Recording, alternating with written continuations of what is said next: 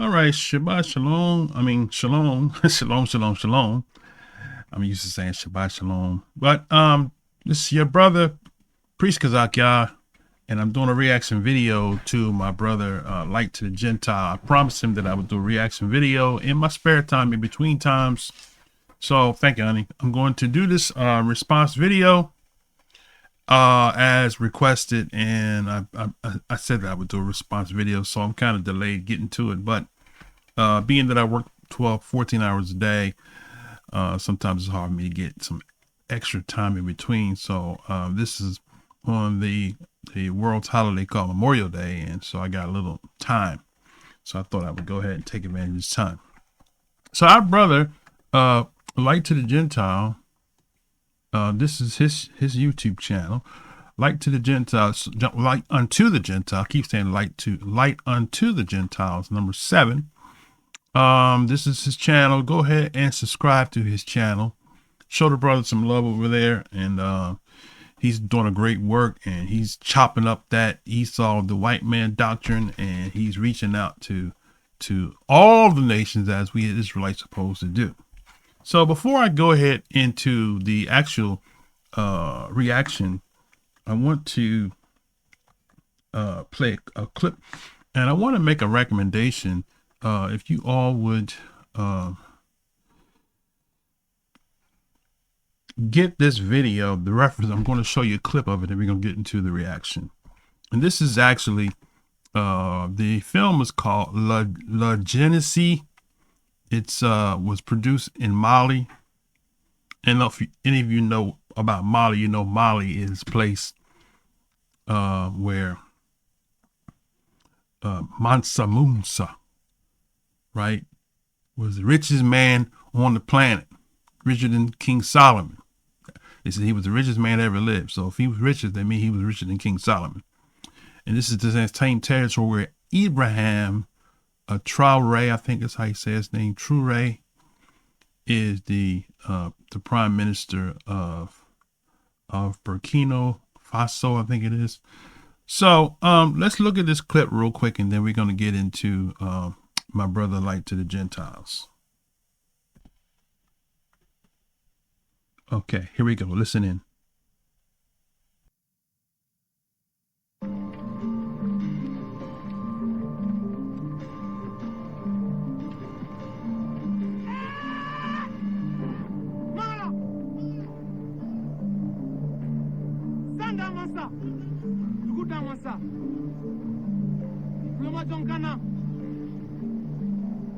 Isaka denke abol na bla Ibrahim ala kabambe mara mala islama jonna Isau doso kara kumala yakuba koroke yejeda ayo go jalendo ola yejeda jabambali Chekula la fiye jelana.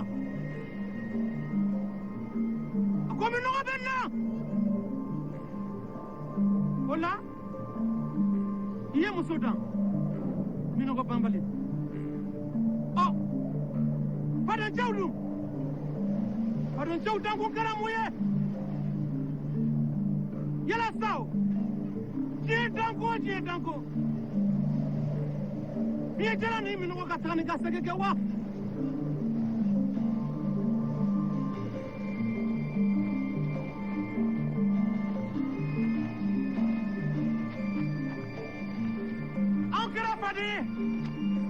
Kajuya nachi du bribara.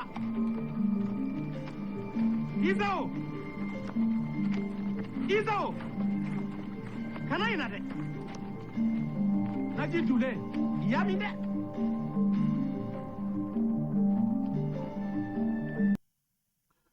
So it's interesting that how they depicted Esau as being red like me, and not as being Caucasian. So I thought that was kind of interesting.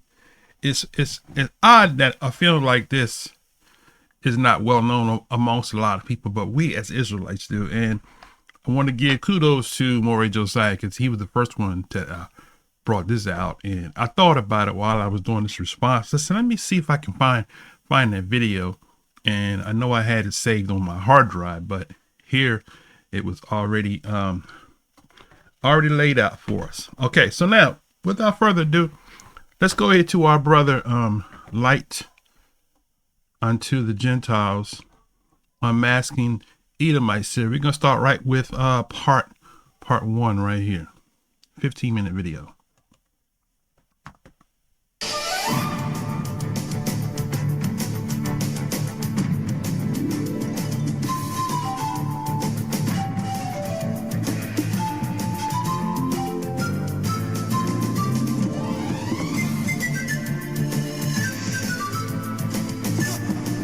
Nice little catchy intro. I like that. Like that music. I don't know if you originated that or not, but I got the water screen in the background. Oh, that's nice.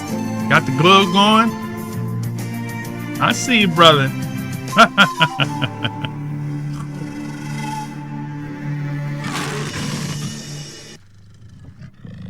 All right. Well, so far, I want to pause.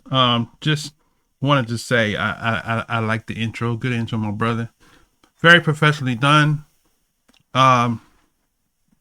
Good job. Good job on that.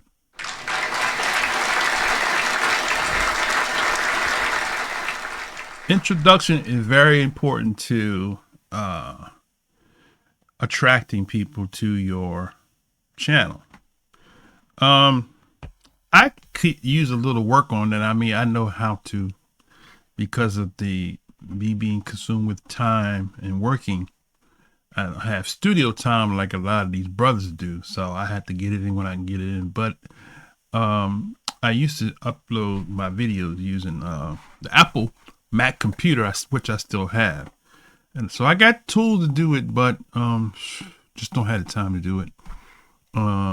As I finish this project over the next 6 or 7 months, trying to get out of debt. What the project I'm working on now. All my time is consumed right now and getting out of debt. Okay. And then once I'm out of debt, then I'll be free to spend time on the several books that I started that I haven't completed yet. Okay. So with that said, let's go ahead and play. So this is Ezekiel 25. Let's let it play. Okay. Iman to Didan. These are biblical cities that are in Arabia. Let me see. Hold on. He said something that was key. Let me back up for a second. What did he just say about Arabia? Because Ezekiel 25 tells us Edom is from Timan to Didan. These are biblical cities that are in Arabia. He said T-Man to Dedan. Okay. I guess that clip kind of came in short. I guess what he's saying is that that the territory of Esau is from T-Man to Dedan. Okay. Let's go.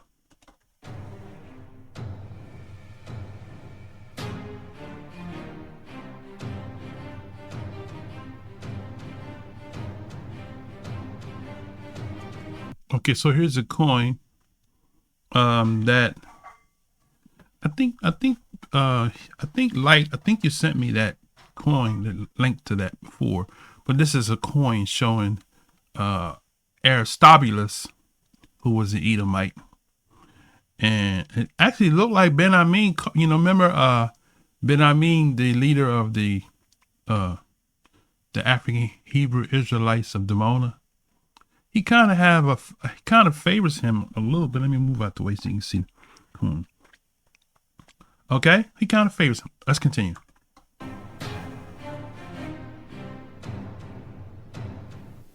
Hello everyone, Bible believers around the world. We are finally getting started with this new Bible study series. And in this series, we're going to be covering one of the most famous and popular camp doctrines. And that doctrine is the Esau is the white man doctrine. Now this is going to be a very long series because I'm going to be covering a lot of things. I'm going to be going into the scriptures, I'm going to be going into the Hebrew, I'm going to be going into historical timelines, and I'm going to look at ancient depictions on what the Edomites looked like. And then I'm going to compare what the ancient depictions of the Edomites look like versus what the ancient depictions of the Europeans look like, and we're going to see if they're the same people.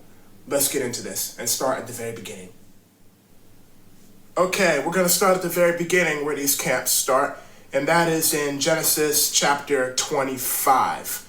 Now we're going to start at chapter 25, and we're going to work our way down from verse 23 to 25, and we're going to break down each one of the points that they make from these verses. Now we see in verse 23, the Lord says that there are two nations in thy womb, and two manner of people shall be separated from thy bowels. One people shall be stronger than the other, and the elder shall serve the younger. Now let's break down each point they make from this verse. Now they say the two nations are two different races. They say that the nations represent race. Now this is automatically false because the whole idea of race was not a thing during the time of the Bible. People were not separated based on skin color or hair texture. They were based on their nationality. Now, the confusing thing about people who use this part in this verse to say that one was white and one was black is we know that the Egyptians were a different nation than the Israelites. We know that the Cushites were a different nation than the Israelites. We know that the Moabites were a different nation than the Israelites, and they were all black. So how does nation mean one white and one black when... All right. So excellent point. Aki. Two nations, not two races, and race, as he said, was created by people. I think it was the Blumenbach theory. Was the person that created the race called black and white. Yes. So Blumenbach was the person that to just kind of add to what Light was saying in the video. Here's Johann Friedrich Blumenbach. Okay. And it says here in the overview section, it says Johann Friedrich Blumenbach was a German physician, German, right? Naturalist, psychologist, and anthropologist. He is considered to be the main founder of zoology,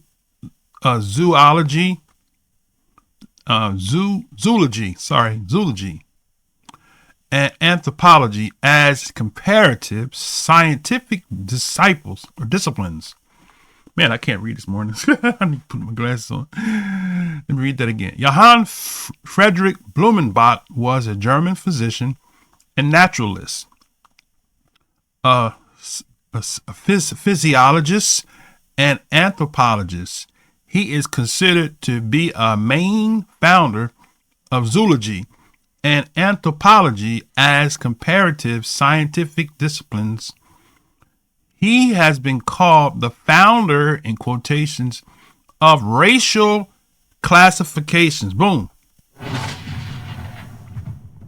So that's where it began. Now, so to Lake's point, you don't have white and black until Johann Blumenbach born 1752. So whenever he did his research, more than likely would have been after he was old enough. We'll give him at least 20 years. So that would be 1772. So you wouldn't have classifications of races like black and white, Hispanic and non-Hispanic prior to him. So for them to credit Esau with being the founder of the white race, why is it that we never had a white race until Blumenbach? All right, let's go back to the video.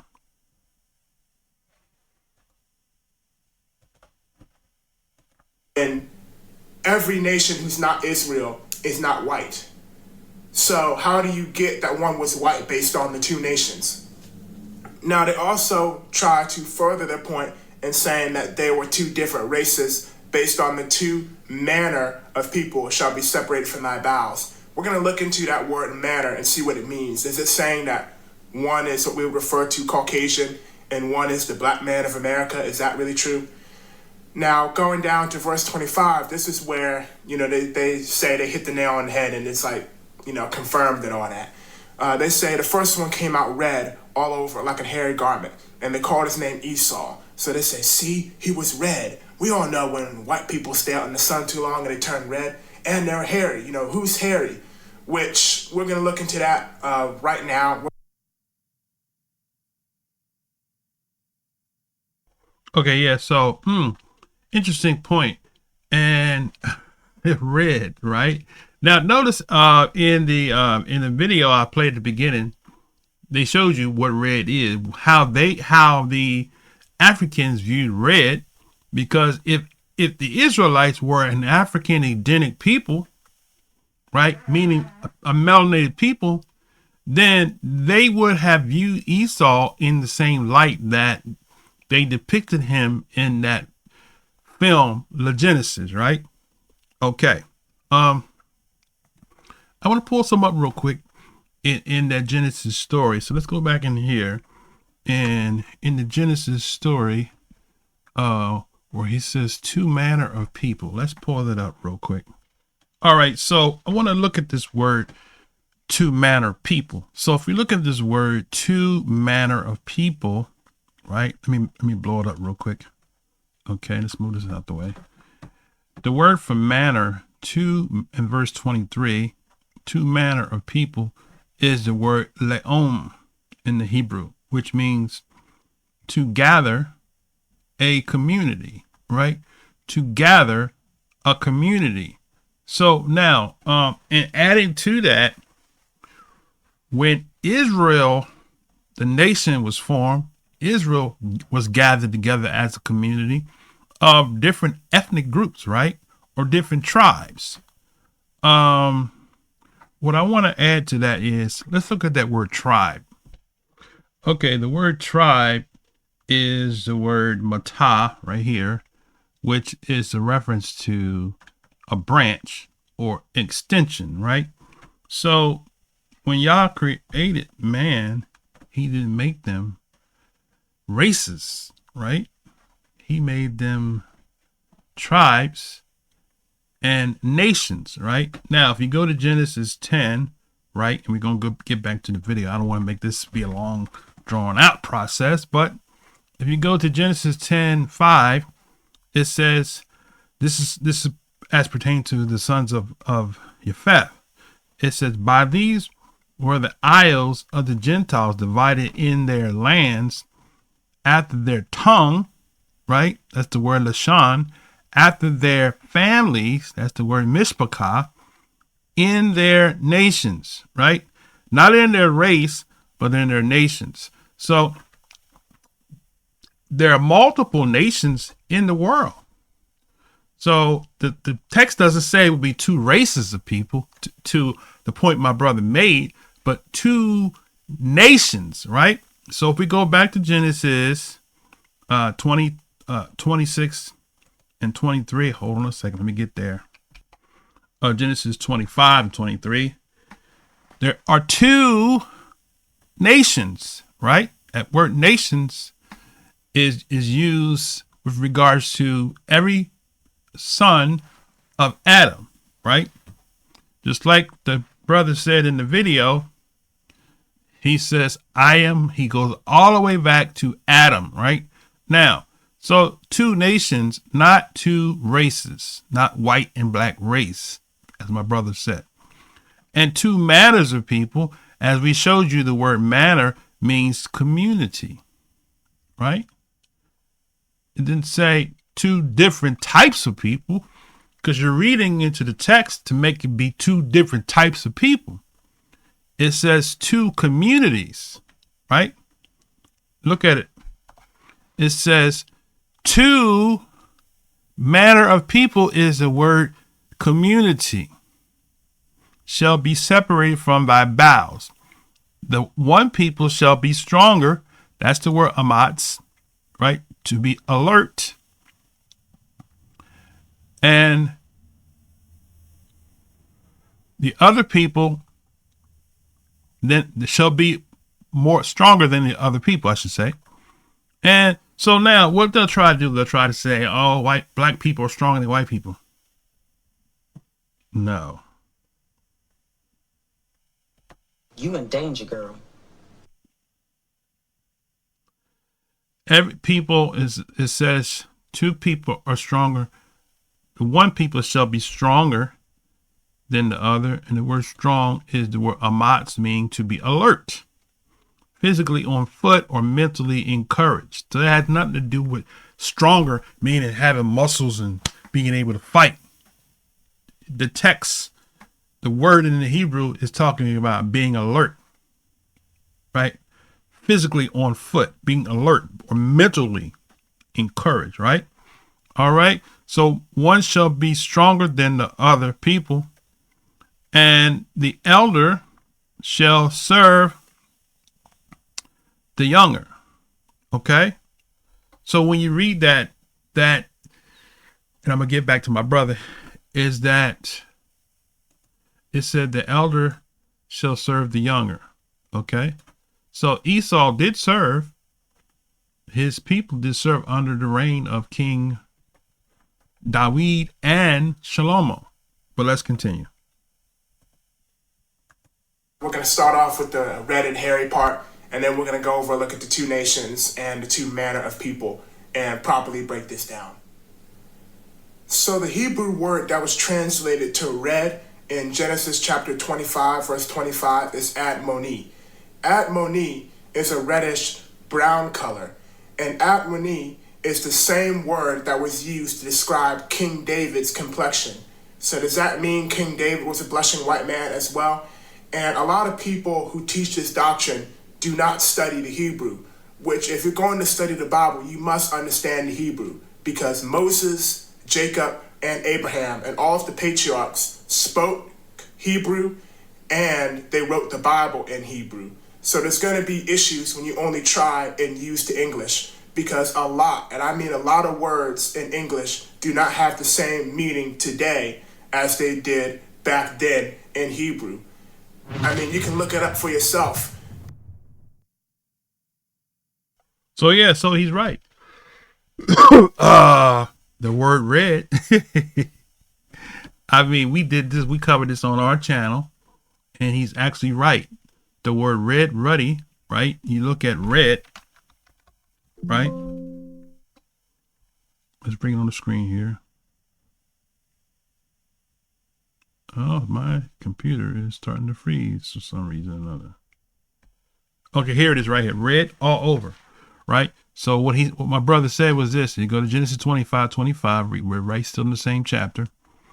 And you look at this word red, you'll see that it says admoni, right? Reddish of the hair of complexion. And it says to show blood, Adam. It's the same word, Adam, Adom, right? So the camps use that, but no, because the red, if it's red means so-called white man, then everywhere in the text where it says red, even when it says David was ruddy, he's a so-called white man. All right, let's go back in. They change the meaning of words in the English dictionary almost yearly. You can even look back at the 1717 dictionary of English, and words will mean something different. For example, a certain word I will not mention that is spelled G-A-Y used to mean happy, but now it means homosexuality. That is a new change, and it's only been a reference to homosexuality for about maybe 5 decades. If you were to use that word in 1921, nobody would think you're talking about homosexuality. They would think you're talking about being happy.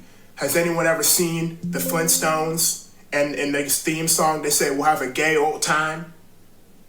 See, you can't trust English. But as you can see in the Strongest Concordance, admoni, red, H132, ruddy, H132. And these wicked camps take advantage of the different words being used, even though it's the same word. They take advantage of it because they'll say, see, David was a red white man.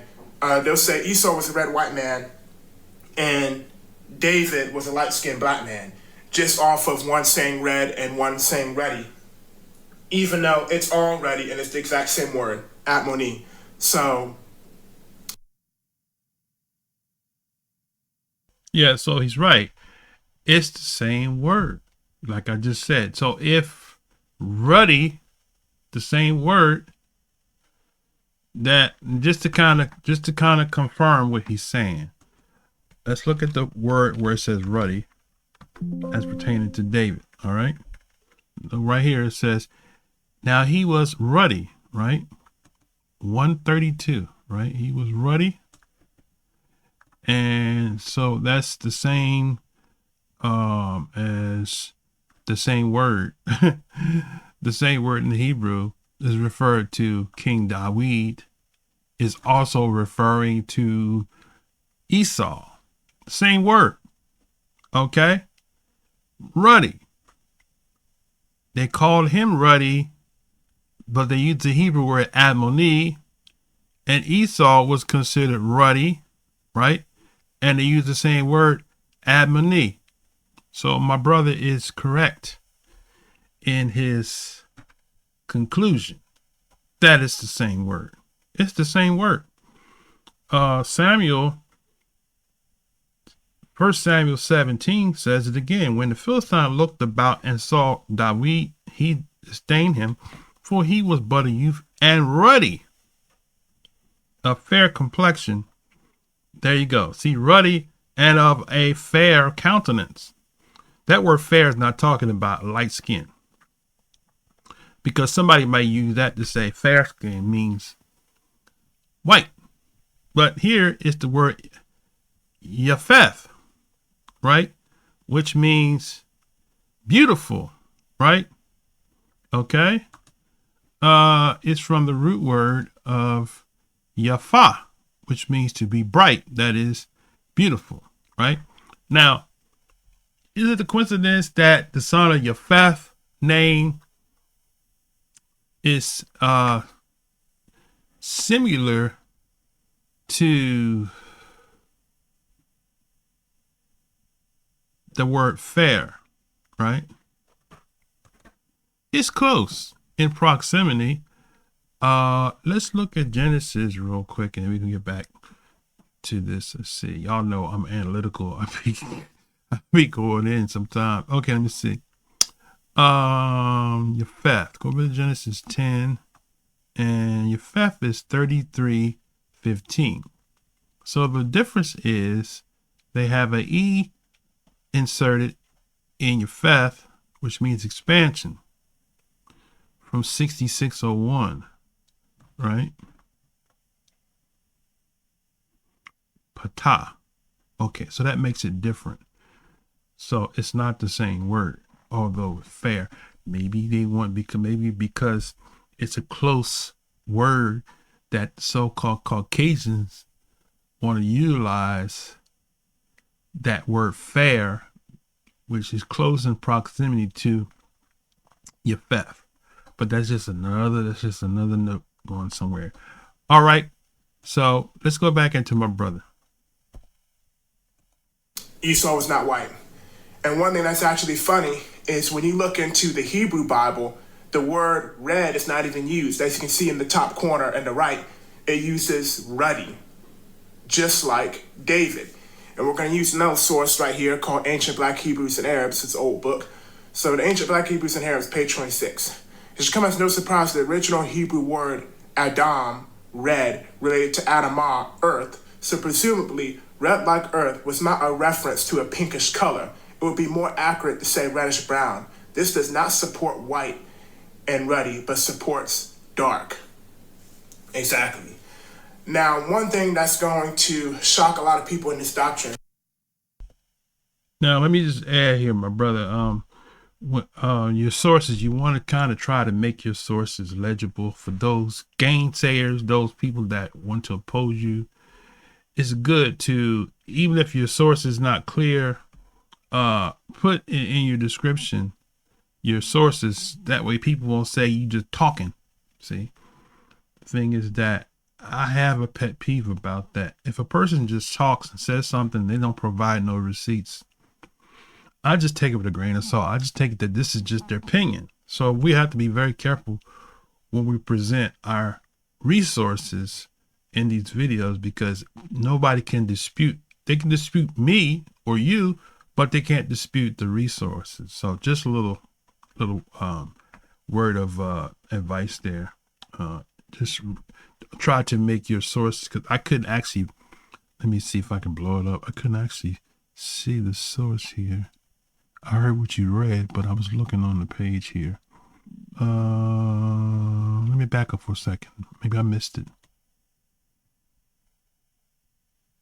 Another source right here called Ancient Black Hebrews and Arabs. It's an old book. So the Ancient Black Hebrews. Okay, Ancient Black Hebrews.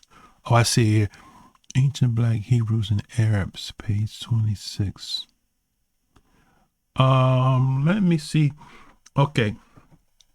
Ancient Black Hebrews and Arabs, page 26. So you did give the reference. Okay. I see it now that I blew it up. But yeah, you know, my old eyes. My old eyes kids. Let me see if I can find it real quick.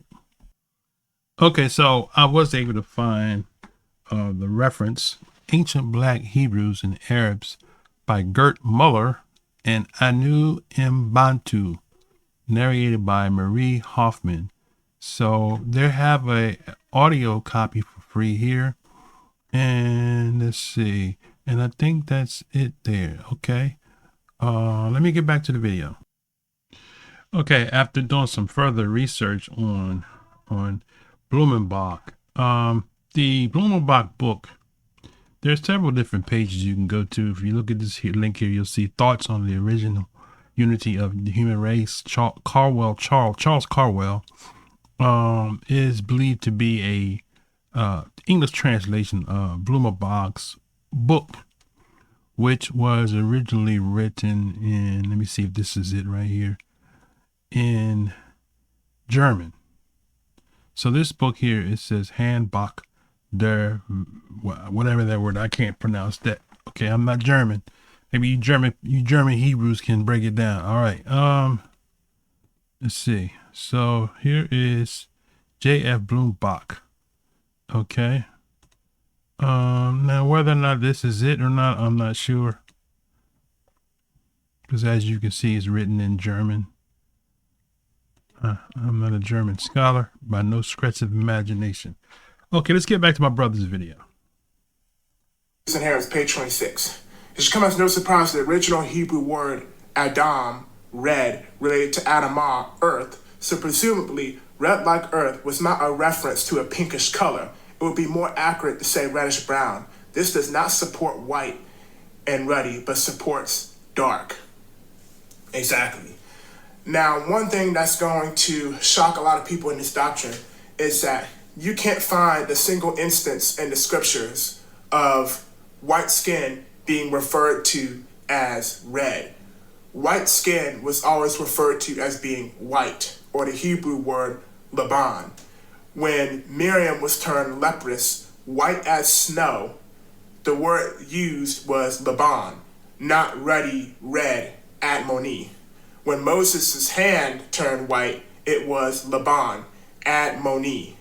And also, when we look into the book of Enoch, like we discovered and talked about in the Fallen Seed series, it described him as being white as snow and red as a rose. And then it just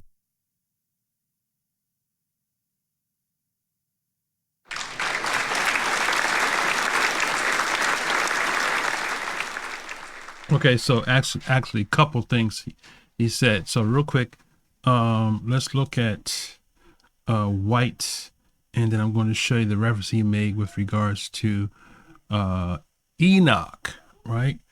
Let's see. So if you go to Numbers, he was at Numbers. Okay, Numbers. Here it is. Here, Numbers 12:10. The cloud departed from off the tabernacle. Behold, Miriam became leprous, right? and it says white. White as snow. Okay, let me see. Where is the Laban? And let me see. Hold on a second. Let me see. He said Laban. Okay, I know Laban, lepers, white. Okay, let me see. Hold on. Let me dig a little further. Okay, I want to back up because my brother said something, and not as a rebuke, but I want to just kind of look at it closer because I've heard that before, the usage of the word Laban, but let's just kind of look at it. Let me back up for a second here. Okay.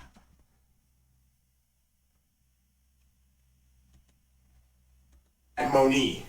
And also, when we look into the book of Enoch, like we discovered and talked about in the Fallen Seed series, it described him as being white as snow and red as a rose. It didn't just say red, all right? So this is something very important to understand because all this is about the red. It's all about the red. You know, I've come across people, from the camp who follow the camps, and as somebody who sees the error in this doctrine, they'll come up to me and they'll be like, yeah, the red race.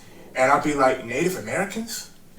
Because Native Americans are actually ruddy. Native Americans would actually be red according to the scriptures. Red was never sunburnt white people. It was always reddish brown. But they would be referring to white people because it is Esau lie. But now that we know that red is not white, let's look at some other sources outside of the Bible that show us and tell us what the Edomites looked like and see if they are, in fact, sunburnt white people, and we got it wrong. I brought this out a few days ago, but this is not going to be... Somewhere, I kind of didn't go back far enough. Let me see. Hold on a second. A white man, and David was a light-skinned black man, just off of one saying red and one saying ready. Even though it's already, and it's the exact same word, Atmoni. So, Esau was not white. And one thing that's actually funny is when you look into the Hebrew Bible, the word red is not even used. As you can see in the top corner and the right, it uses ruddy, just like David. And we're going to use another source right here called Ancient Black Hebrews and Arabs. It's an old book. Okay, so what I was offering was just a little clarity, not so much a rebuke, but just a little clarity, because let's just play it, and then I'll offer what came in my mind when I heard, just from my hearing. Okay, let's play it. Go ahead. White skin was always referred to as being white, or the Hebrew word Laban. Let me back up. Let's start right here. Let me slow this. I got it on fast because I was trying to get to the point. Let's go back here. Okay, now let's try it. As red. White skin was always referred to as being white, or the Hebrew word Laban. So what I was saying was technically he's right, but the instance in Numbers, which is what I think he's referring to, uses a different word. Let me see. Let's just play it. When Miriam was turned leprous, white as snow, the word used was Laban, not ruddy, red, Moni. Okay, so that was the part. That was just the only part that I saw that I think needed clarity and correction. So when you go to Numbers 12 and 10, and I think I kind of went through this with somebody before, the word white as snow, it uses shelag, and not Laban in this instance. But from a technical standpoint, Laban does mean white, but in this particular instance, it used the word shelag, as you can see on the screen. Why is it not popping up? That's because I'm over in the wrong place.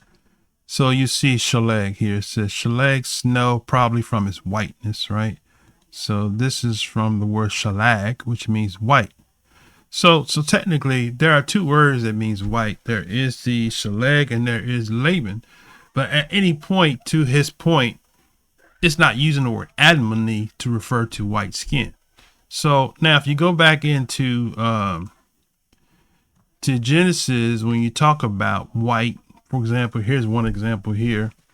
Genesis 30:35 uses the word Laban here. It says, talked about, and he removed that day the he-goats that were ring-streaked and spotted, and all the she-goats that were speckled and spotted, and everyone that had some white. That white, there it is right there, is the word Laban, right? Okay. It references back to 30:35, Laban, right? So that's just the only correction with regards to that. But still, to your point is valid, because it doesn't use the word ruddy as it refers to Esau. So that's an excellent point. So if Esau was white, right, as we say Caucasians are, then he would have used the word Laban or Shaleg to say he came out white. But instead it says he came out ruddy, right?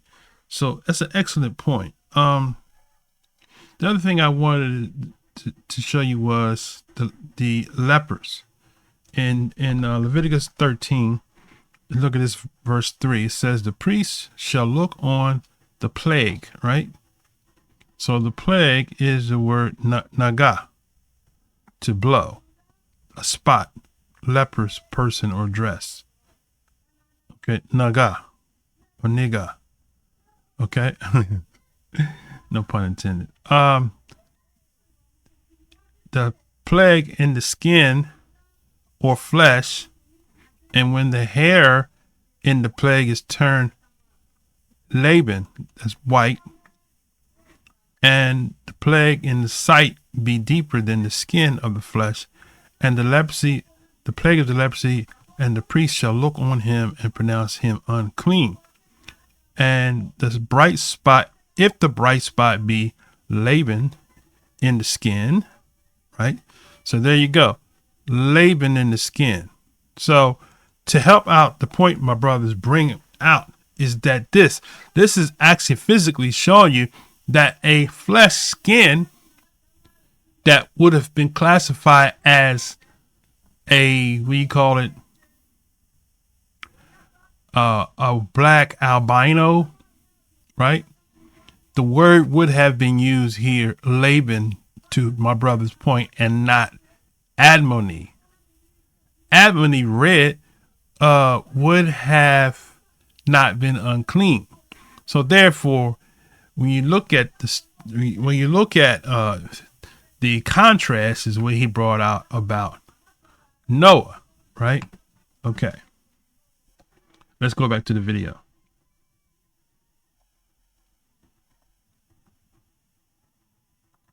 When Moses' hand turned white, it was Laban, admoni. And okay, so once again, let's look at that.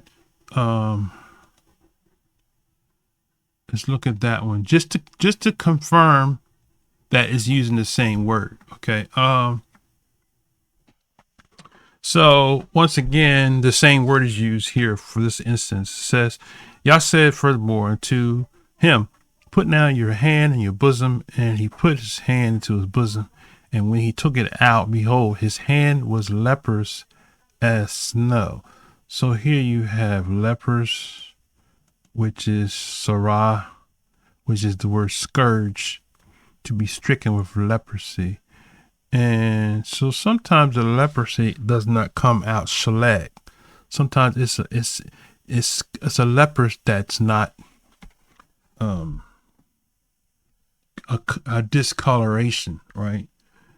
But then there's sometimes where, like it says in this case, when he pulled his hand out of his bosom, his hand came out leprous, and it was shelag. See the word shelag, as snow, with whiteness, right? So that was the unclean, right? The spots. So the point you're making is clear and valid, but we want to use the right word, because the gainsayers will come and say, see, he used the wrong Hebrew word. Okay. We don't want to give many ammunition to come to try to wedge a truth that has been planted in somebody who believes in this doctrine's mind, right? So now let's continue back with the video. And also, when we look into the book of Enoch, like we discovered and talked about in the Fallen Seed series, it described him as being white as snow and red as a rose. It didn't just say red, all right? So this is something very important to understand, because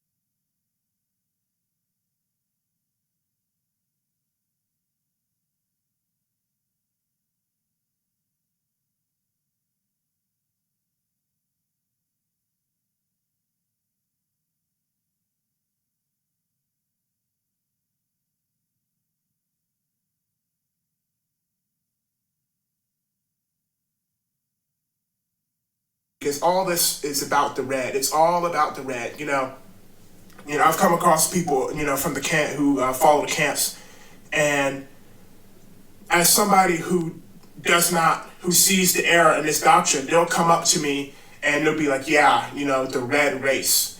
And I'll be like, Native Americans? Because Native Americans are actually ruddy. Native Americans would actually be red according to the scriptures. Red was never sunburnt white people. It was always reddish brown. But they would be referring to white people because it is Esau lie. But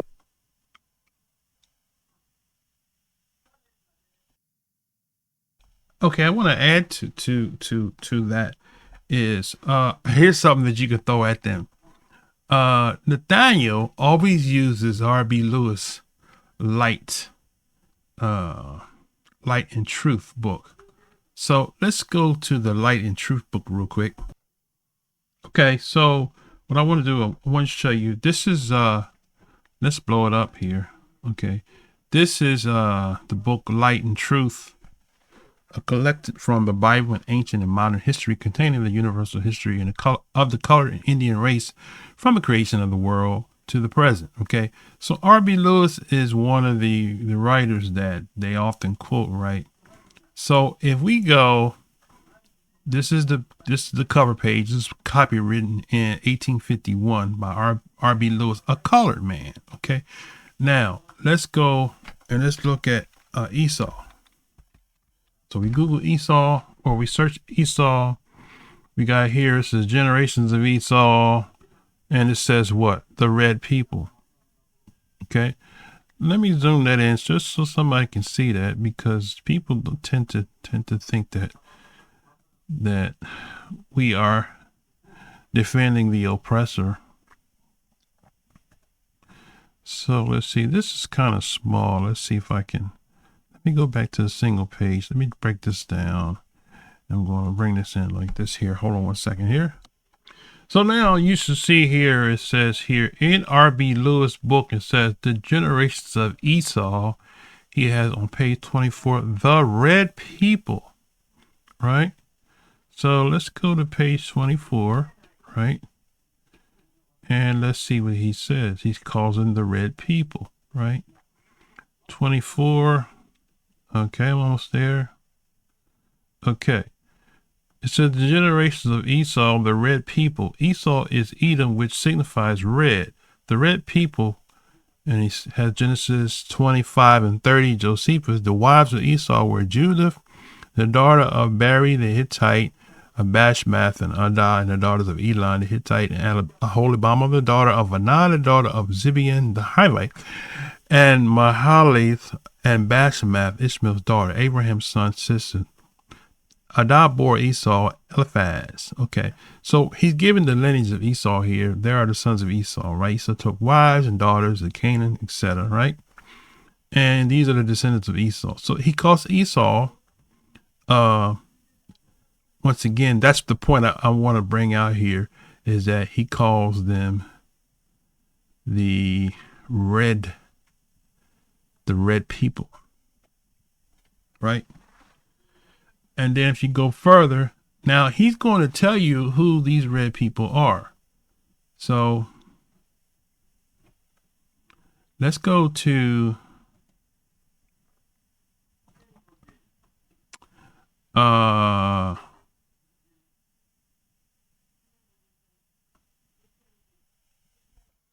so this is page 249. The Indian tribes in America, he has. It's the title, it says here. So you got this page 249 starts. He's talking about the Indian tribes in America. The African Jews, he goes and talks about them. Then he talks about here, he says the Edomites or Indians are descendants from Edom or Esau and are called after their great father, etc. All the Christians are the children of Christ Jesus by faith and therefore should be called after him. So interesting how he classifies the Edomites as the Indians and it says the Indian tribes in America.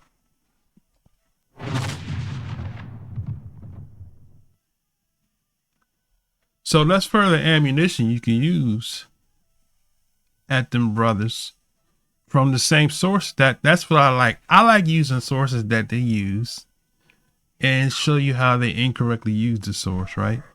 The Indian tribes in America, Columbus discovered America and was fleeing from ...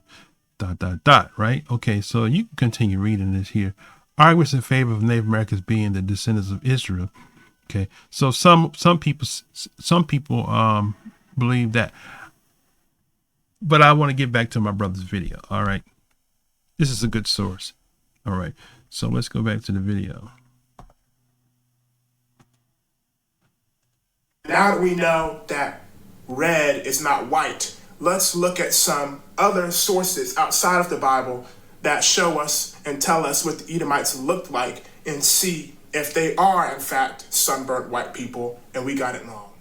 I brought this out a few days ago, but this is not going to be the only source that I'm going to use for what the Edomites looked like and the ancient depictions we have of them and their complexion. Because contrary to what the camps would lead you to believe, Esau is not as much as a mystery as they paint him out to be. There's actually quite a bit of ancient depictions and sources about what the Edomites looked like. Let's read this again. It's talking about Herod Antipas. Now we know Herod the Great was an Edomite, and Herod Antipas is the descendant of Herod the Great. And let's see what it has to say about him. It calls him a gross and swarthy creature with flat nostrils and with coarse black Edomite hair. Okay, so once again, good source, my brother. I think you shared with me the source, but let me see if I can pull it up so I can help the listening audience to be able to follow this reference. Hold on one second. So once again, I would leave my sources out because I just was looking briefly for that particular quote and I could see it on the screen, but if you could comment down in the video and give the source to that reference that you read from the source. I know you had it on another video, so I can't quite remember which video it was, but let's continue back in the video. Antipas. Now we know Herod the Great was an Edomite, and Herod Antipas is the descendant of Herod the Great. And let's see what it has to say about him. It calls him a gross and swarthy creature with flat nostrils and with coarse black Edomite hair and a heavily oiled beard, dressed in 7 curls. Now we know swarthy refers to a dark complexion. Swarthy never means fair-skinned or white. So that's a good source, but like I said, just leave that in your comment section. Your if you have a link to that, or if it could be an Amazon bookstore link. It doesn't have to be a free version. Just it's kind of like, you know, what I learned in writing is that when you say something, if it's your opinion in your book, or if you're quoting somebody, you say I quote from this source on page whatever it is, and that way a person who is trying to challenge you or trying to learn, when they follow the source, it's not your words, you're just quoting what somebody else said, right? Now you have to deal with whether or not that person that you're quoting from was credible or not. Okay, let's continue. It never does. And it calls the Edomite swarthy. Herod Antipas, the swarthy Edomite. Let's continue on. Real quick, I'm going to bring out an old coin that I've brought out on this channel before, because timing is very important. So Herod the Great was during the time of the Messiah, which in terms of Bible history was more of the modern era. Now Herod Antipas, one of his descendants, came after Herod the Great. Now the Greeks and Romans were conquering much of the world at this time. And during this time period, they were enslaving white people in Europe. The Romans and Greeks were. So at the time that white people are already in Europe being captured from amongst the many different European tribes that were around at the time, the Edomites are still being described as being swarthy. So that is a problem right there. That we already have white people in Europe at the exact same time that Esau is still in Arabia and is still black in complexion. Now we're going to deal with the whole thing that... Okay, so just a little from my observation. This coin doesn't necessarily look like, and I don't think that's what you're saying, but I mean, someone would look at this and think that you're using this as a proof text that this is a black man. But from the features from looking at the features and looking at his nose, he has European Caucasoid features from the nose. Now that's from my first visual at looking at it, right? So, and then secondly, the sources that this coin, where you get your source from, you want to make that, because if you're going to continue to have people to subscribe and come back to the channel, they need to be able to see that they can trust your sources that you're providing, right? That you're not trying to manipulate like a lot of these camps do. They will manipulate stuff to prove a point, to win people to the channel, right? I'm all about truth. So if I could present something that's true, as undisputed, I'm going to present it. If it's something that's kind of shaky and I can't quite use that as proof text, I'm just going to leave it out, because I don't want to be challenged with something that I can't really validate and say, okay, that a white person could look at this image and say, well, he has white features. Look at the stringy white hair. Look at his nose, right? The only difference I see, he's got big lips, so he could be mixed, right? From looking at this coin, right? Okay. Somebody might say, well, that's not stringy hair, that's locks, right? Okay. It could go either way. I mean, the way it's depicted on the screen, it looked like it could be locks or braids. It could be stringy hair. So you can look at that from another angle, from a black perspective. Say, oh, look at the black features. Okay, so that coin could go either way from the eyes of the viewer. Okay, let's go back. Esau went into Europe and kicked Japheth out and all that other type of stuff. We'll deal with that doctrine where they twist the book of Jasher at a later time. But I just wanted you guys to see that white people were already a thing while the Edomites are still black. That's important to understand. And that's an excellent point that you made there. Okay. Now, here's another resource here. Maybe this is from the same book. Let's see. Okay, we're now going to be stopping by a source in a book called The Negro Question. We have two ancient coins here. KhazaqYah.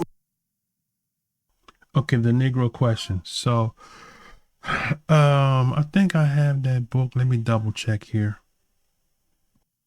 Okay, so I think he's referring to the Lee Cummings version of that. So, but let's continue. Los the Edomite and Shalom the Edomite. I've placed a coin with the images of the descendants of the kingdom of Edom, page 137. This is what the people of Edom looked like. This is Jacob's twin. These images on these coins are undisputed among archaeologists and by the historians. I've blown up the image of KhazaqYah Los the Edomite on page 139 as large as possible. Make no mistake about it. The lips, hair, nose, braids. This is a black Edomite, Jacob's twin. Also see the image of Shalom Herod on page 140. She has braids, big lips, and a large Negro nose. Let's move on to another source about the Edomites being black. Before I break down this image, I would just like to apologize. Okay, so that was good. The good reference, and that coin that you had on there, I saw that earlier. So yeah, definitely had the Negro features on that coin there. Okay, let's continue. Apologize for the poor quality of this image. This is the best copy that I was able to obtain. Now, this old painting is from the Catholic Church, the Vatican, and this is a depiction made by the Catholic Church depicting the Edomites going out hunting. You see they got all their hunting gear, their spears, but look at their hair. Look at the black fro, curly like hair. And look at So I'm gonna be repetitious, my brother, as you know, good stuff, but you always want to cite your references on your channel, on your videos that you put out there, even if it's not free. It's just for the sake of the people that's viewing, right? Okay. There's a lot of good information on the internet. People have a lot of good videos, but they be quoting and reading stuff. You're like, where is this coming from, right? And it's to a person like me who's a researcher, it's frustrating because I want that source. Where is it, right? If I had to pay for it, so be it. But if it's free, bring it on. Let me see the source, right? That's my only concern. And I think I've voiced that to you before. So I don't know. Sometimes it can be overwhelming, especially depending on how you are actually producing your videos, right? But yeah, you want to always make sure you have those references at hand, right? Where people can go and see it with their own eyes, right? Okay, let's go back in. their skin. It's just like what we learned from the Hebrew and from the scriptures. It's that reddish, ruddy brown. It is not blushing fair-skinned. So now we have a Roman depiction from the Negro question and the Edomites are black. We have that old description of Herod Antipas calling him swarthy and flat-nosed. And now we have the Catholic Church depicting the Edomites as black. All of this lines up with the scriptures.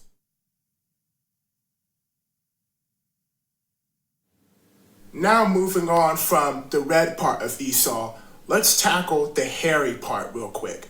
Now, in 2 Kings chapter 1, verse 8, we learn that Elijah, the prophet, was a hairy man. So being hairy is not a white-only feature and a way to identify somebody as being European, or in scientific terms. Now, that's an excellent reference. That's an excellent reference to hairy, okay? Because the thing is that when they had pictures of Esau, what you see?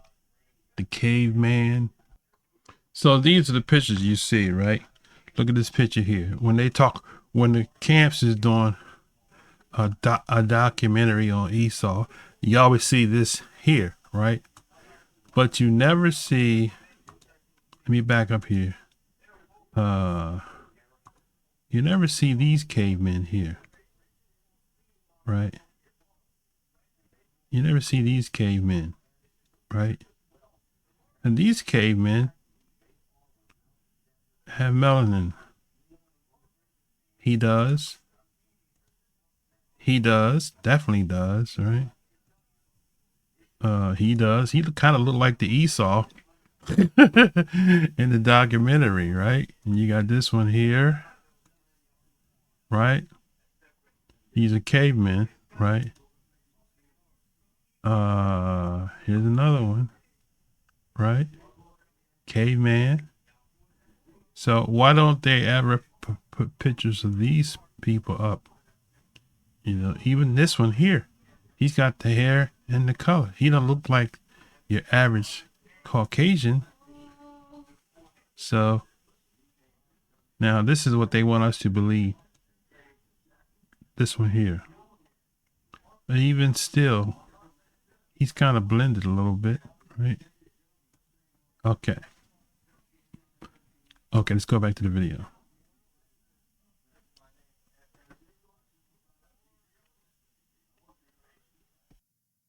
Commonly referred to as being Caucasian.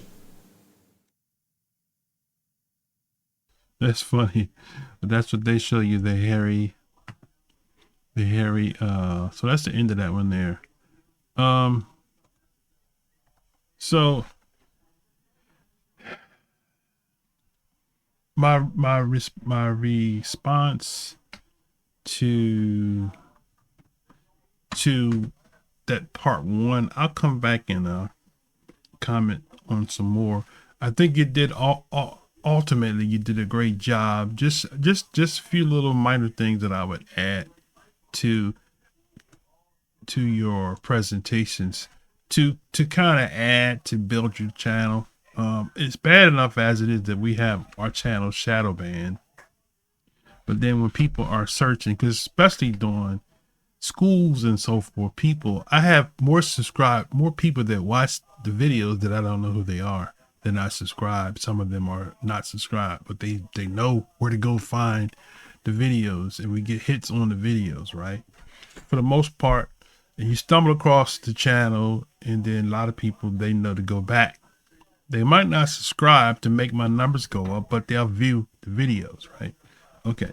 So that's all I have for this particular video, my brother. And I'll get back with you on other videos that you posted and offer mine.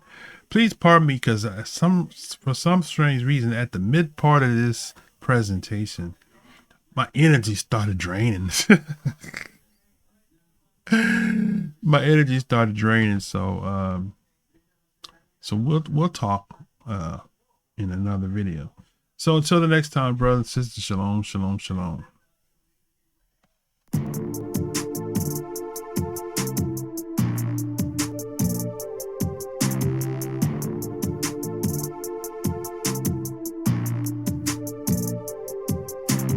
We are the sons and daughters of the covenant of Yah.